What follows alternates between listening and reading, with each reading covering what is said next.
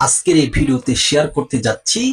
আপনি যদি আজকের এই ভিডিওটি শুরু থেকে শেষ পর্যন্ত গুরুত্ব সহকারে মনোযোগ দিয়ে যদি শুনতে পারেন আর আমল করতে পারেন, তাহলে আপনার বহুত ফায়দা হবে, অনেক উপকার হবে।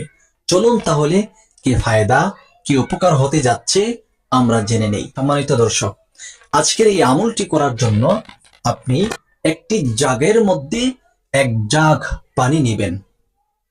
এক জাগ পানি নিয়ে আপনি নিজে পবিত্র হবেন, পবিত্রতা অর্জন করে নেবেন, ভালোভাবে পাক সাফ অর্জন করে নেবেন। এরপরে পবিত্রতা অর্জন করে নিয়ে আপনি পবিত্র বিছানাতে ওই এক জগ পানির সামনে নিয়ে আপনি বসবেন। বসে সর্বপ্রথম 3 বার ইস্তেগফার আদায় করে নেবেন। আস্তাগফিরুল্লাহ রাব্বি মিন কুল্লি যামবিন ওয়া আতুবু ইলাইহি লা হাওলা ওয়ালা কুওয়াতা ইল্লা বিল্লাহিল আলিয়্যিল আযীম। আস্তাগফিরুল্লাহাল্লাযী লা ইলাহা ইল্লা হুয়াল হাইয়ুল কাইয়্যুম ওয়া আতুবু ইলাইহি লা হাওলা ওয়ালা কুওয়াতা ইল্লা বিল্লাহিল আলিয়্যিল আযীম। আস্তাগফিরুল্লাহাল্লাযী লা ইলাহা ইল্লা হুয়াল হাইয়ুল কাইয়্যুম ওয়া আতুবু ইলাইহি লা হাওলা ওয়ালা কুওয়াতা ইল্লা বিল্লাহিল আলিয়্যিল আযীম। এই ইস্তেগফার আপনি 3 বার পড়ে নেবেন। এরপরে প্রিয় নবীজি সাল্লাল্লাহু আলাইহি ওয়াসাল্লামের উপর দুরূদ শরীফ পড়ে নেবেন 3 বার।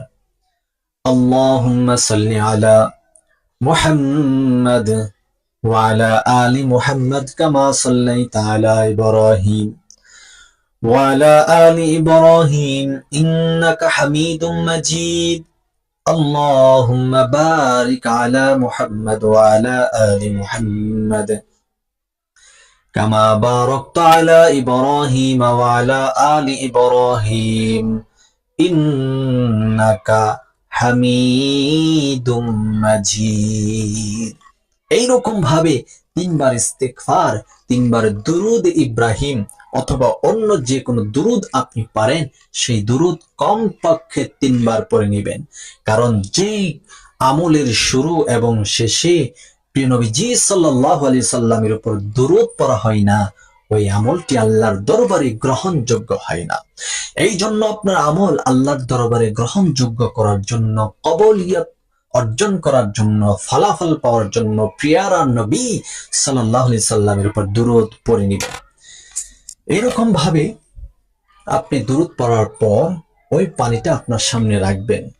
ওই পানিটা আপনার সামনে রেখে আপনি আল্লাহ তাআলার এই সুন্দর সিফতি নামটি আপনি পাঠ করবেন 11 বার।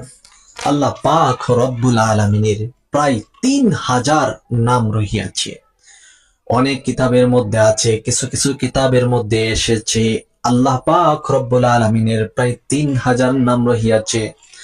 আপনি আর আমি জানি কয়টি নাম, কিন্তু আল্লাহর তো 3000 নাম রহিয়াছে। ওই নামগুলোর মধ্য থেকে 1000 নাম আল্লাহ পাক রব্বুল আলামিন আম্বিয়া আলাইহিস সালাতু ওয়াস সালাম দেরকে দান করেছেন।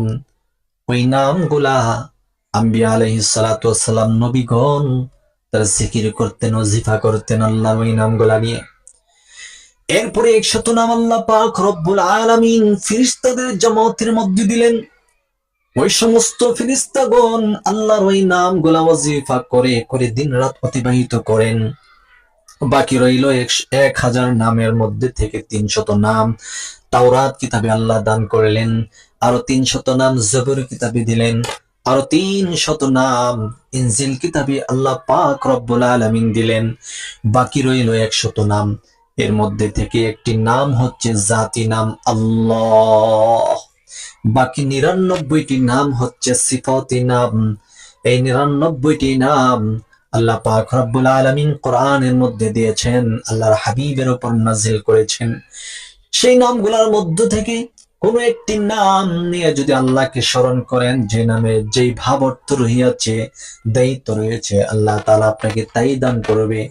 আল্লাহ পাক রব্বুল আলামিন বলেন, ওয়ালিল্লাহিল আসমাউল হুসনা ফাদউহু বিহা। আমার সুন্দর সুন্দর নাম রহিয়াছে, ওই নামগুলা নিয়ে আমার যে বান্দা, আমার যে বান্দি আমাকে ডাকবে, আমাকে স্মরণ করবে, আমি আল্লাহ তার চাওয়া পাওয়া, তার মনের আর্য, মনের তামান্না সব কিছু পূর্ণ করে দিব। সুবহানাল্লাহ। তাই আপনি আল্লাহ পাক রব্বুল আলামিনের ওই নামগুলা নিয়ে স্মরণ করবেন। আল্লাহ তাআলা বলেন, ফাযকুরুনি আযকুরুকুম।